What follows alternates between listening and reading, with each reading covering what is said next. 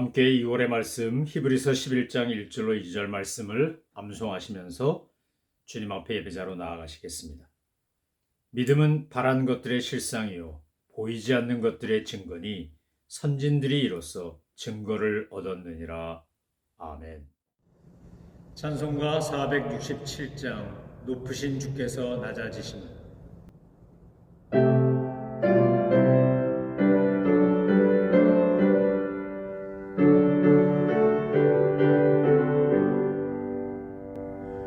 높으신 주께서 낮아지심은 낮은 자를 높여주시니라. 부요한 주께서 가난해지심은 가난한 자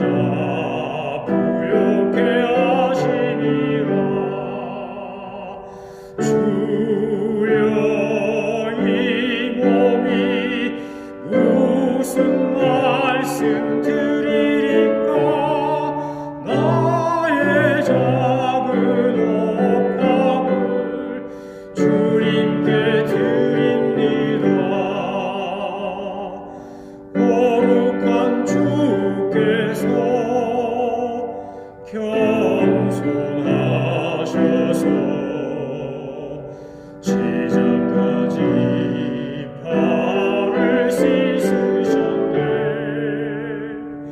죄 없이 흘리신 십자가 보혈은 죄인들을 구원케 하심이라. 주여 이 몸이 무슨 말씀 드리리까. 나의 주님께 드립니다.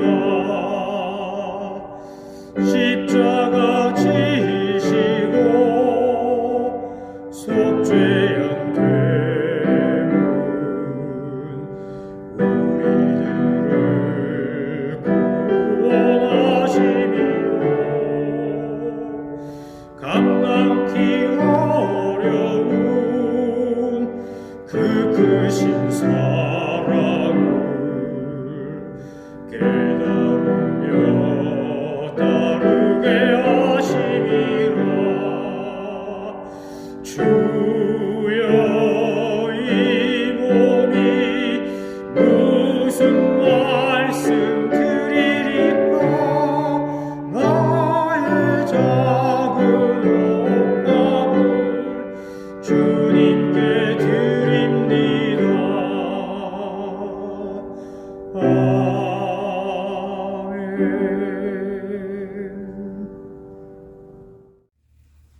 하나님께서 오늘 우리에게 주신 말씀은 사도행전 28장 11절로 29절까지의 말씀입니다. 하나님의 말씀을 받들어 읽겠습니다. 석 달 후에 우리가 그 섬에서 겨울을 난 알렉산드리아 배를 타고 떠나니 그 배의 머리 장식은 디오스그로라. 수라구사에 대고 사흘을 있다가 거기서 들러가서 레기온에 이르러 하루를 지낸 후 남풍이 일어남으로 이튿날 보디올에 이르러 거기서 형제들을 만나 그들의 청함을 받아 이레를 함께 머무니라. 그래서 우리는 이와 같이 로마로 가니라. 그곳 형제들이 우리 소식을 듣고 아비오 광장과 트레이스 타베르네까지 맞으러 오니 바울이 그들을 보고 하나님께 감사하고 담대한 마음을 얻으니라. 우리가 로마에 들어가니 바울에게는 자기를 지키는 한 군인과 함께 따로 있게 허락하더라. 사흘 후에 바울이 유대인 중 높은 사람들을 청하여 그들이 모인 후에 이르되, 여러분 형제들아, 내가 이스라엘 백성이나 우리 조상의 관습을 배척한 일이 없는데 예루살렘에서 로마인의 손에 죄수로 내준 바 되었으니 로마인은 나를 신문하여 죽일 죄목이 없으므로 석방하라 하였으나 유대인들이 반대하기로 내가 마지못하여 가이사에게 상소한 것이요 내 민족을 고발하려는 것이 아니니라. 이러므로 너희를 보고 함께 이야기하려고 청하였으니 이스라엘의 소망으로 말미암아 내가 이 쇠사슬에 매인 바 되었노라. 그들이 이르되, 우리가 유대에서 내게 대한 편지도 받은 일이 없고 또 형제 중 누가 와서 내게 대하여 좋지 못한 것을 전하든지 이야기한 일도 없느니라. 이에 우리가 너의 사상이 어떠한가 듣고자 하니 이 파에 대하여는 어디서든지 반대를 받는 줄 알기 때문이라 하더라.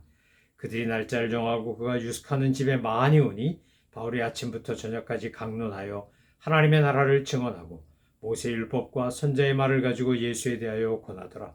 그 말을 믿는 사람도 있고 믿지 아니하는 사람도 있어 서로 맞지 아니하여 흩어질 때에 바울이 한 말로 이르되 성령이 선지자 이사야를 통하여 너희 조상들에게 말씀하신 것이 옳도다. 일러스되 이 백성에게서 가서 말하기를 너희가 듣기는 들어도 도무지 깨닫지 못하며 보기는 보아도 도무지 알지 못하는도다. 이 백성들의 마음이 우둔하여져서 그 귀로는 둔하게 듣고 그 눈은 감았으니 이는 눈으로 보고 귀로 듣고 마음으로 깨달아 돌아오면 내가 고쳐줄까 함이라 하였으니 그런즉 하나님의 이 구원이 이방인에게로 보내어진 줄 알라. 그들은 그것을 들으리라 하더라. 아멘. 우리가 살아가는 세상에 우리가 어떤 영적 태도와 자세를 가지고 살아가느냐에 따라 주어진 상황이 달라질 수 있습니다. 상황이 사람을 만드는 게 아니라 사실은 사람이 상황을 바꾸는 것이기 때문에 그렇습니다. 저와 여러분이 평생 살면서 우리는 두 가지 감사 제목을 잊지 말아야 합니다. 첫 번째는 나 같은 죄인을 구원해 주신 하나님의 이 구원에 감사하는 겁니다.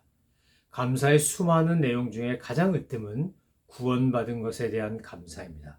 동시에 우리가 잊지 말아야 될 두 번째 감사는 그런 나 같은 죄인을 주님께서 부족하고 연약함에도 불구하고 주님의 일꾼으로 삼아주시고 사용해 주신 것에 대한 감사입니다. 하나님의 은혜가 두 가지 감사로 우리에게 늘 고백되어야 합니다. 하나는 구원받은 것에 대한 감사, 다른 하나는 사용해 주심에 대한 감사입니다. 그렇게 감사하며 헌신하고 충성하는 사람들에게는 불평하고 원망할 일이 없습니다. 그럴 짬이 없습니다. 자기의 형편없는 것과 자격 미달과 능력 없음을 깨닫는 사람일수록 겸손하게 감사하며 충성되게 섬기기 때문입니다. 오늘 우리 마음 안에, 우리 생활 안에, 우리 입술 안에 이런 감사와 감격이 생생하게 살아 있는지요? 작은 것에 감사할 줄 모르는 사람은 큰 것에도 감사할 줄 모릅니다. 자기 분수를 모르는 사람은 하나님의 은혜에 대하여 감사하지 않습니다. 사도행전의 마지막 장인 이 사도행전 28장은 로마 땅을 밟으면서 감격과 감사에 차 있는 사도 바울 한 죄수를 보여줍니다. 그는 개선장군도 아니고 자유인도 아닙니다. 죄수로 온 겁니다. 죄수로 오는 가운데 풍랑도 만나고 난파되고 멜리데 섬에서 3개월을 보내기도 해야 했고 참 어려웠습니다. 결코 순탄하지 않은 항해의 길이었습니다. 그럼에도 불구하고 그는 감사가 떠나지 않는 사람이었습니다. 왜냐하면 하나님께서 자기에게 로마에 가서도 복음을 전해야 할 거라고 했는데 결국 내가 원하는 방식은 아니었지만 하나님의 섭리 가운데 로마까지 왔기 때문입니다. 또 다른 알렉산드리아의 배를 타고 직선 코스를 따라 이동해 올 때 그들은 디오스코로이라고 하는 기호가 새겨진 배를 타고 있었습니다. 이것은 하늘의 쌍둥이들이라는 뜻인데 바로 제우스의 아들 항해의 신이라고 불려진 카스터와 플럭스 신 형제를 상징하는 것입니다.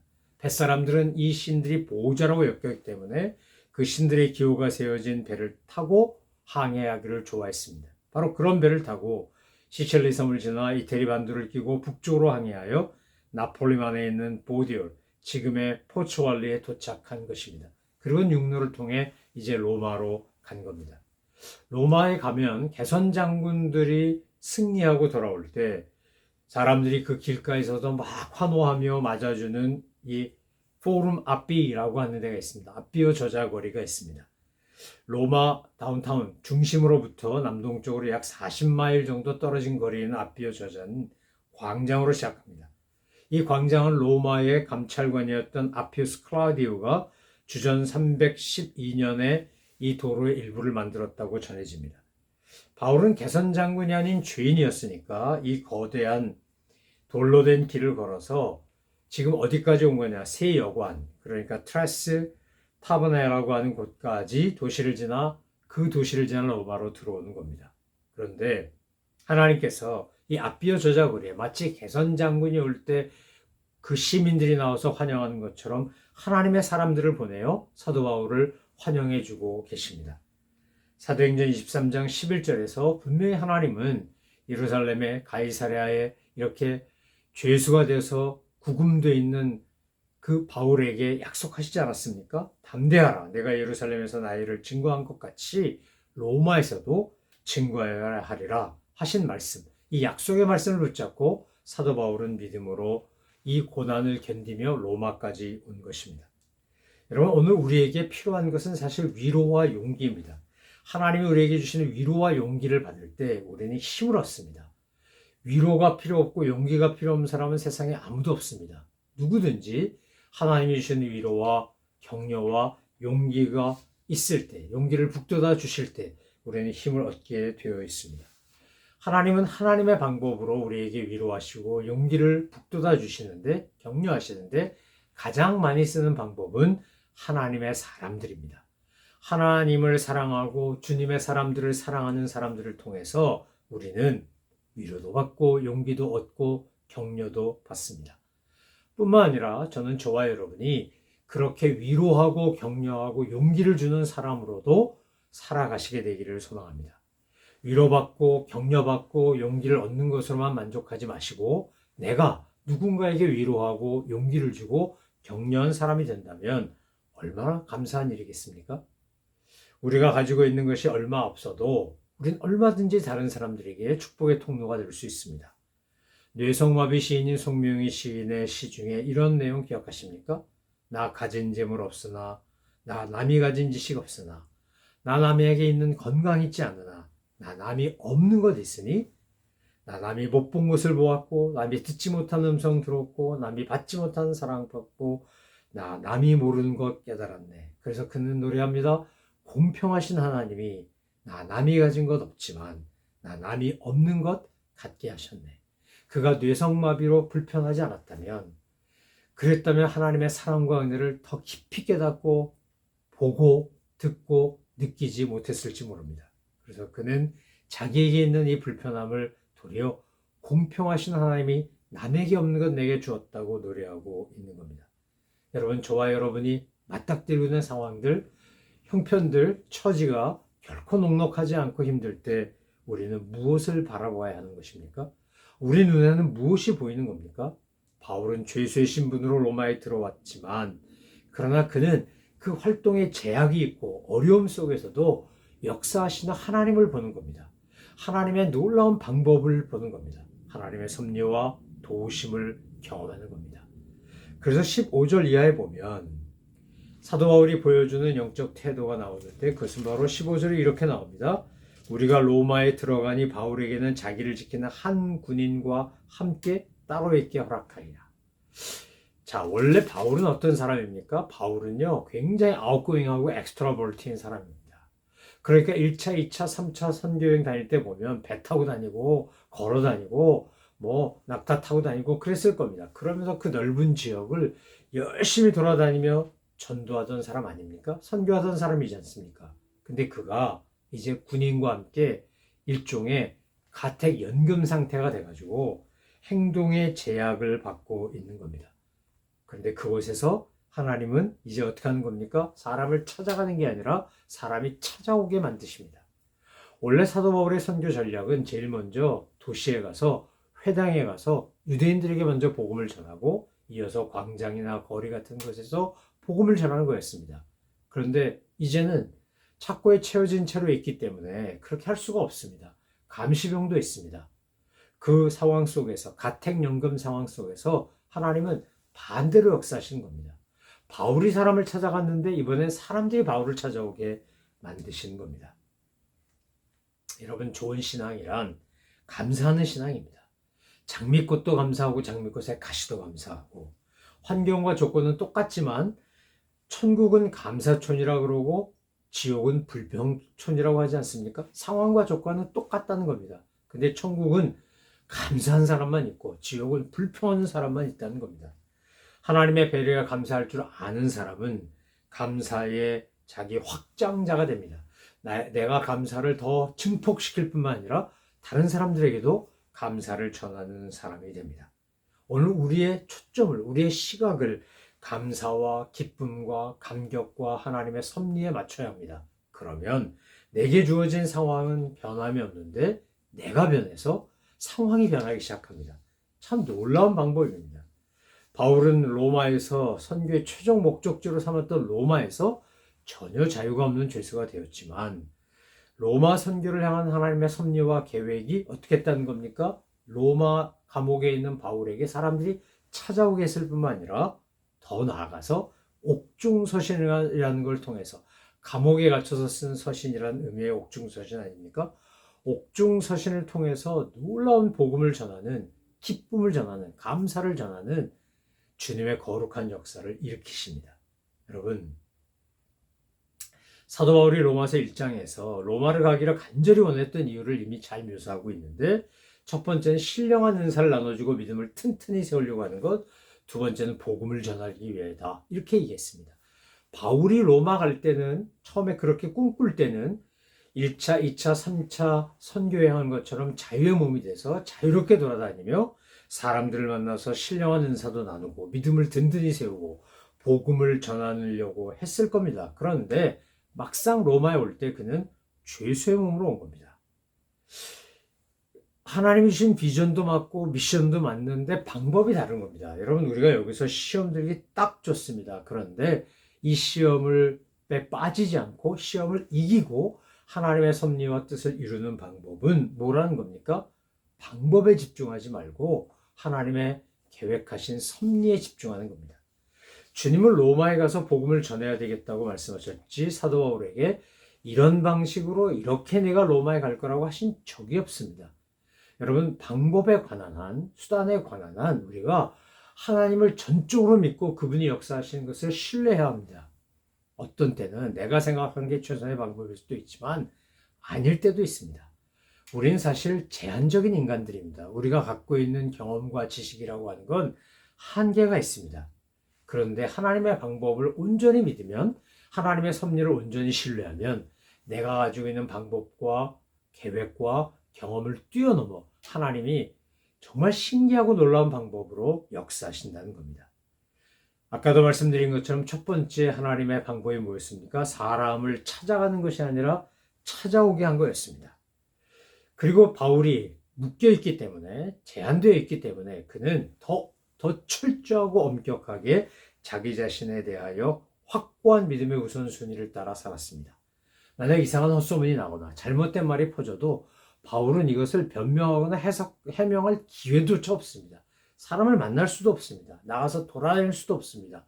찾아오는 사람들에게만 말을 전할 수 있을 뿐입니다. 그래서 더 분명하게 구원받은 자답게, 은혜 안에 있는 사람답게, 경건의 능력을 가진 사람답게 살아가기 위하여 믿음의 우선순위, 삶의 우선순위를 분명히 하는 바울의 내적 변화를 주님은 일으키셨습니다.